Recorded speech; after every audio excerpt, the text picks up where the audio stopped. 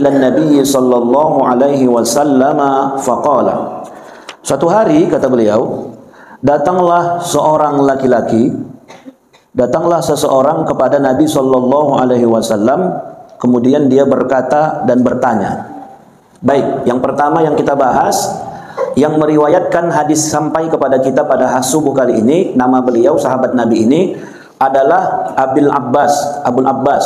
Jadi ayahnya si Abbas. Berarti ayahnya si Abbas, nama ayah si Abbas ini Sahal. Sahal ini anak dari Sa'ad. Sa'ad punya anak namanya Sahal, Sahal punya anak namanya Abbas. Jadi yang meriwayatkan hadis pada subuh hari ini adalah Sahal bin Sa'id As-Sa'idi. Jadi sahabat Nabi ini, Bapak Ibu, yang bernama Sahal ini, ya, Dr. Hisham Kamil Hamid Al-Azhari menjelaskan, nama asli beliau ketika ayahnya mengasih namanya, beliau dilahirkan di Madinah sebelum Nabi hijrah. Pada saat dia lahir, Sahal ini, ayahnya mengasihnya nama Hazanan. Jadi sebelum Nabi datang ke Madinah, Sahal ini sudah lahir, tapi waktu lahir dikasih ayahnya namanya Hazanan. Hazanan itu artinya apa? Sedih. Ya, artinya sedih. Jadi begitu Nabi SAW mendengar nama dia Hazanan, artinya sedih, kemudian Nabi SAW mengganti namanya dengan Sahal. Sahal itu artinya mudah. Ya, jadi diganti Nabi langsung namanya dari awalnya Hazanan artinya sedih menjadi Sahal yang artinya mudah. Pelajaran pertama Bapak Ibu yang dirahmati Allah, sunnah hukumnya mengasih nama yang baik-baik, ataupun misalnya udah terlanjur nama awak misalnya kurang cocok atau tak baik, disunnahkan untuk mengganti namanya menjadi lebih baik. Kalau orang tua itu lupa aja, dibilang orang apa? Tak terbawakan namanya katanya, ya kan. Mulai dari bayi begitu dikasih nama domam saja anaknya, sakit domam sampai datang orang-orang tua katanya tak terbawakannya namanya ini, borat kali ini katanya. Awak pun tak tahu lah entah di mana boratnya. Yang penting kata orang tua begitu, pala diganti namanya sehat pula Pak ya. Ada begitu Bu, ya kan, begitu pula lah. Jadi sunnah, makanya termasuk yang pertama sunnah itu adalah memberikan nama yang baik. Karena kata Nabi SAW, kasihlah nama anakmu dengan nama yang baik, karena nanti di akhirat kalian akan berbangga-bangga dengan nama kalian ketika disebut. Ya, begitu dipanggil malaikat nanti antrian kita hendak masuk surga, ya kan? Muhammad bin Abdullah katanya kan. Ya, Sulaiman bin Mahmud, dengan nama-nama yang baik, maka kalian kata Nabi akan berbangga-bangga dengan nama yang dipanggil nanti ketika di akhirat. Tapi kalau sudah seompatlah namanya tak baik, apalagi misalnya Pak Haji tak sedap nama itu didengar, membuatkan nama itu pun segan dia. Saya ada dosen saya, profesor Bu, profesor doktor, hebat, tapi tak pernah dipanjangkannya namanya. Dibikinnya namanya P. Hasibuan. Tanya-tanya juga lah, ya kan, apalah kepanjangan P ini, ya kan. Tak pernah dipanjangkannya. Malah cari tahu rupanya P itu apa kepanjangannya, pagar. Iya.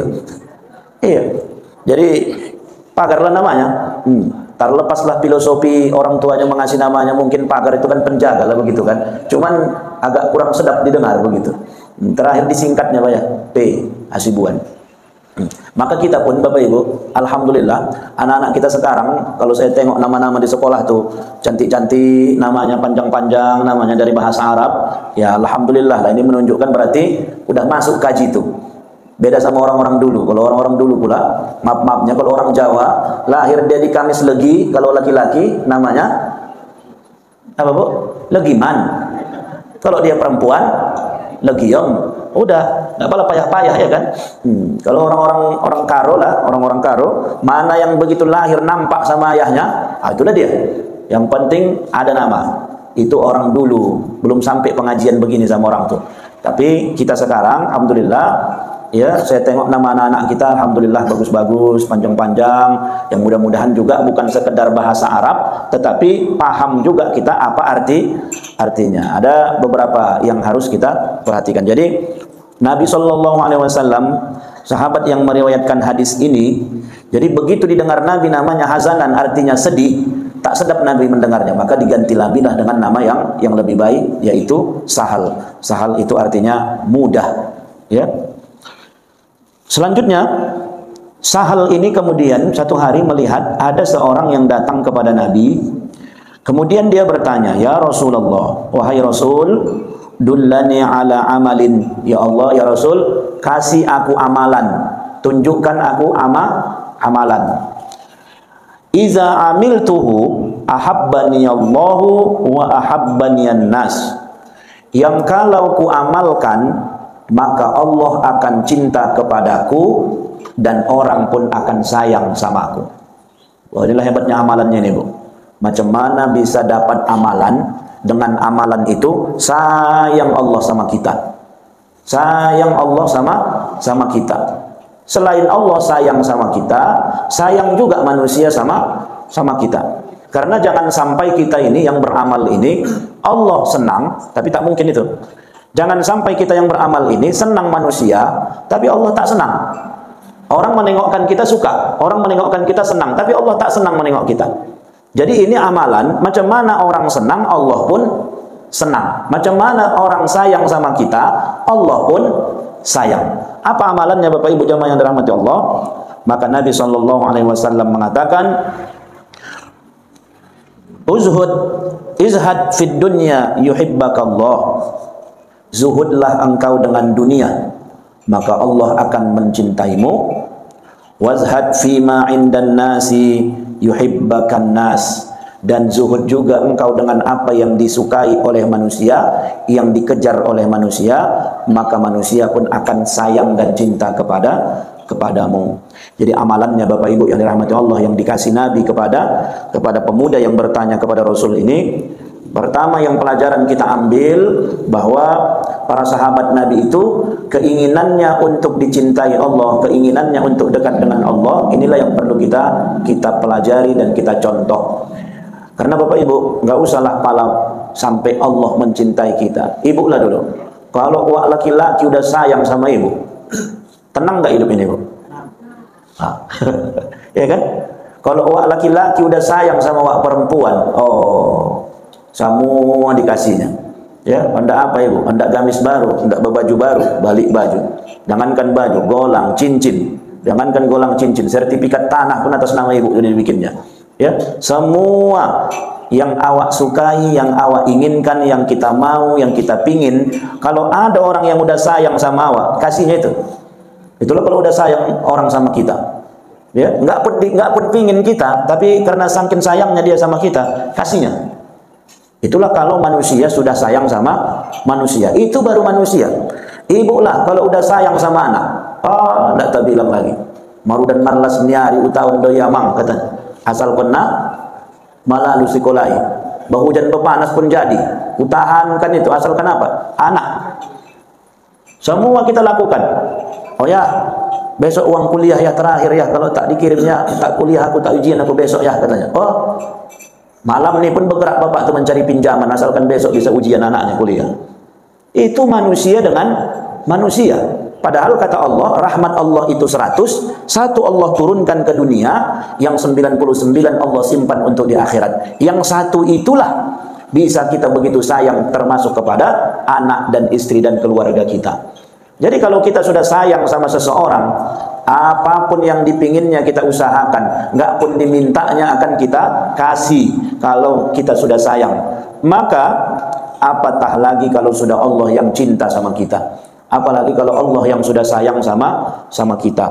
Maka kata Nabi SAW, amalannya supaya Allah sayang samamu, supaya Allah cinta samamu, selain Allah cinta kepadamu, manusia, orang di sekelilingmu juga akan sayang dan cinta kepadamu. Kata kuncinya Bapak Ibu adalah zuhud. Mungkin kalau begitu mendengar kata zuhud nih, yang terbayang sama awak, bajunya jelek, tidak mau lagi dunia, ontok di masjid saja, itulah yang terbayang sama awak, kan begitu. Jadi yang perlu kita luruskan Bapak Ibu yang dirahmati Allah Subhanahu wa taala, jadi zuhud itu adalah tidak menjadikan dunia sebagai tujuan semuanya. Tidak menjadikan dunia ini sebagai tujuan dari segala-gala aktivitas kita. Itulah makna sebenarnya dari zuhud. Jangan sampai dalam hati kita ini semua perbuatan kita, semua amal kita yang kita kerjakan, itu targetnya, yang ibu kejar itu, yang bapak kejar, yang kita kejar itu, hanya materi dunianya saja. Bukan berarti kita meninggalkan dunia. Bukan berarti zuhud itu kemudian tak perlu sama dunia. Macam mana tak perlu sama dunia? Awak masih hidup di dunia. Sempat ada orang hidup di dunia meninggalkan dunia. Inilah yang menyalah nanti nih. Aku tidak ada lagi dunia ini. Udah nggak penting lagi sama aku dunia ini, ya kan? Akhirnya apa Pak? Di masjid saja kerja waktu. Sebentar, dapur tak berasap. Kan gawat juga itu. Di masjid aja waktu menarik tasbih aja gini, astagfirullah, astagfirullah, astagfirullah. Bini anak di rumah tak makan. Nah, itu pun salah. Tidak begitu makna zuhud yang sebenarnya. Silahkan tetap beramal ibadah. Yang penting jangan sampai menjadikan dunia. Makanya ada salah satu doa Nabi itu, Allahumma la taj'alid dunya akbar hammina. Ya Allah, jangan jadikan dunia ini ya target terbesar di dalam hidup kita. Jangan jadikan dunia ini menjadi target terbesar dalam hidup. Yang dikejarnya di dunia ini, yang dikejarnya dalam hidup ini, macam mana supaya punya rumah mewah, macam mana punya mobil canggih, bagaimana punya harta banyak, macam mana punya ladang ratusan hektar, macam mana dunia, macam mana supaya dapat jabatan. Itu semua yang dikejarnya. Bukan tak boleh, boleh, tapi jangan jadikan itu satu-satunya yang dikejar. Jadikan harta itu jalan untuk menuju Allah. Jadi kalaupun kaya dia, kalaupun ada hartanya, maka harta itu dia gunakan untuk kebaikan menuju jalan Allah. Jadi target utamanya tetap Allah. Adapun dunia tidak boleh mengalahkan tujuan akhirnya untuk mendapatkan ridho Allah Subhanahu wa taala. Artinya begini, Bapak Ibu yang dirahmati Allah, zuhud ini ya bukan berarti kita tinggalkan dunia kemudian pakaian kita pun pakaian yang seada-adanya, tidak. Karena kata Nabi, innallaha jamilun wa yuhibbul jamal. Ketika ada seorang sahabat yang pakai selop dan pakaian yang cantik, kemudian sahabat ini bertanya, ya Rasulullah, apakah kira-kira ini yang ku pakai ini termasuk aku orang sombong? Pakainya baju cantik, dipakainya selopnya cantik, cantik lah, necis lah. Kalau kita sekarang nih pakaiannya necis lah, cantik, semuanya cantik, baju cantik, celana cantik, sepatu cantik. Ditanyanya, ya Rasulullah, apakah aku yang berpakaian seperti ini termasuk orang yang sombong? Nabi mengatakan, innallaha jamilun wa yuhibbul jamal.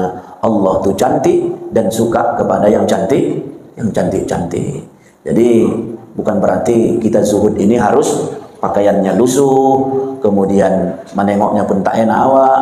Bagaimana tetap kita berpenampilan, kemudian menunjukkan sesuatu biasa-biasa saja, tidak berlebihan, tetapi tidak menjadikan dunia sebagai tujuan akhir. Yang kita kejar itu tetap Allah, tetapi jangan sampai melupakan dunia, karena awak lagi hidup di dunia. Yang kedua, setelah kita menjadikan Allah satu-satunya sebagai tujuan, juga kata Nabi, wazhad fima indan nas yuhibbakan nas. Zuhudlah engkau dengan apa yang ada pada manusia, maka manusia akan cinta dan sayang kepadamu. Bapak Ibu yang dirahmati Allah, saya Profesor Faisal Ananda, beliau pernah bilang, jangan senang kali kalian sama harta orang.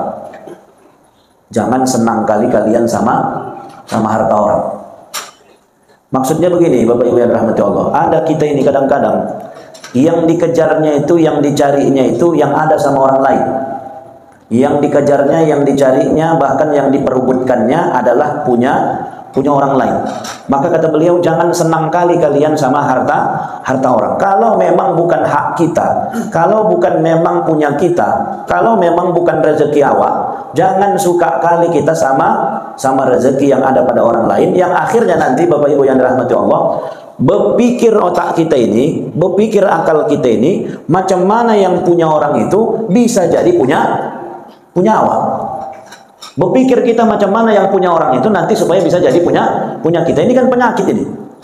Akhirnya Bapak Ibu yang dirahmati Allah, berpikir dia berpikir terus, dia berusaha macam mana yang punya orang itu akhirnya menjadi punya dia. Kalaupun tidak jadi punya dia, minimal punya orang itu hilang dari diri orang lain. Itulah penyakit dengki tadi itu. Macam mana nikmat orang sama dia, kemudian kalaupun dia tak dapat, macam mana yang punya orang itu bisa ada sama dia. Maka Bapak Ibu yang dirahmati Allah, supaya jangan gaduh kita dan tidak benci orang sama kita. Mana yang ada sama kita yang merupakan rezeki kita, yang hak kita, itu saja usahakan, itu saja kerjakan. Jangan ganggu punya orang lain, jangan ganggu yang bukan merupakan hak kita, apalagi sampai menyerobot hak orang lain. Ini minta izin Bapak Ibu yang dirahmati Allah, banyak kejadian kalau sudah cerita hak orang lain terkait menahan-nahan harta warisan. Termasuk lain, menahan-nahan harta warisan, termasuk menyerobot milik orang lain yang sebenarnya ini adalah warisan milik adiknya, atau atau misalnya warisan ini adanya hak inciknya di situ, tapi karena dia saking tamak rakusnya sama harta, akhirnya ditahannya harta waris ini, tidak dibaginya. Ini pun termasuk gemar dan suka sama harta orang lain, dan ini merupakan perbuatan dosa dan dicela oleh Nabi Shallallahu Alaihi Wasallam. Kan banyak begitu Bapak Ibu yang dirahmati Allah, ya, taunya dia sebenarnya pembagian harta waris ini ahli waris si A, si B, si C, tapi karena tahu dia ini sempat ku bagi-bagi ini, terakhir dikit lah sama aku nanti ini, enak kali waktu, enak kali dia, sementara ini ayahkunya ini. Akhirnya ditahannya harta itu, tidak dibaginya, dikuasainya sendiri.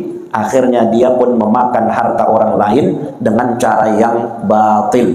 Kenapa? Termasuk memakan harta dengan cara yang batil itu adalah menahan harta waris. Nah, oleh karena itu Bapak Ibu yang dirahmati Allah, kalaupun ada permasalahan waris di keluarga kita, dan kita pun sebagai orang tua yang memang bijaksana, sebaiknya dan seyogianya harta waris itu sudah harus mulai bisa diancang-ancang. Jangan sampai nanti meninggal awak, sampai nanti pergi awak dari dunia ini, begaduh anak-anak kita, begaduh keluarga kita gara-gara pembagian harta waris. Jadi termasuk daripada zuhud itu adalah tidak perlu kita terlalu suka sama harta orang. Kalau memang harta waris ini adalah merupakan bagian daripada adik kita, bagian daripada keluarga kita, kasih sama dia. Walaupun sebenarnya yang namanya duit, nggak ada kurasa kita di dunia ini yang tak suka sama duit, ya kan Pak? Nggak ada. Udah banyak pun duit awak, tetap macam mana supaya lebih banyak. Nggak ada ceritanya orang berhenti mencari duit. Silahkan saja. Tapi duit yang memang merupakan hak kita. Kalau memang sudah dihitung-hitung bahwa ini merupakan hak dari orang lain, kasihlah. Ini udah pembagian harta waris yang rezeki nomploknya kalau dipikir-pikir. Awak tak pala mencari, tahu-tahu misalnya dapat pembagian sekian. Mana yang bagian awak, mana yang bagian kita, itu saja ambil. Selebihnya yang merupakan bagian orang lain, kasih sama dia. Merupakan hak dia, kasih sama dia. Karena kalau ikut kita nanti menahan-nahannya, ikut kita menahannya dan ikut kita memakannya, itulah yang kata Allah, memakan harta secara batil. Ya, memakan harta secara batil. Kalau sudah cerita waris nih Bapak Ibu yang dirahmati Allah, jangankan pula tak membagi. Jangankan pula tak membagi, ke pengadilan agama pun jadi. Ke pengadilan agama pun jadi. Begaduh adik-beradik perkara pembagian. Nauzubillah. Bahkan sampai ada yang putus silaturahim, bahkan sampai ada yang saling bunuh-membunuh. Ya, tak cocok dia, terakhir dicarinya cara macam mana supaya mati kawan tuh, dimatikannya. Akhirnya begaduh. Maka oleh karena itu, ini termasuk juga dalam rangka zuhud. Zuhud itu termasuk bagaimana kita tidak terlalu cinta dengan punya orang lain. Mana yang bagian kita, itu aja kita amankan, itu aja yang kita cari. Selebihnya yang merupakan hak daripada orang lain, berikan sama dia. Bapak Ibu orang tuaku yang dirahmati Allah, itu hadis yang ke-31. Bagaimana seorang sahabat yang bertanya kepada Nabi SAW terkait perkara zuhud. Intinya, kalau Allah mau sayang sama kita, jangan jadikan dunia sebagai tujuan segala-galanya. Dunia hanya sebagai tempat sementara, tempat beramal, tempat kita berikhtiar, berusaha. Tujuan akhirnya adalah Allah. Jadi yang kita kejar, yang kita lebih banyakkan waktu kita adalah untuk mengejar ridhonya Allah. Begitu juga bagaimana mengejar supaya manusia pun cinta sama kita. Jangan suka kita dengan punya orang. Punya kita saja amankan, mana yang merupakan hak orang lain berikan kepada orang lain.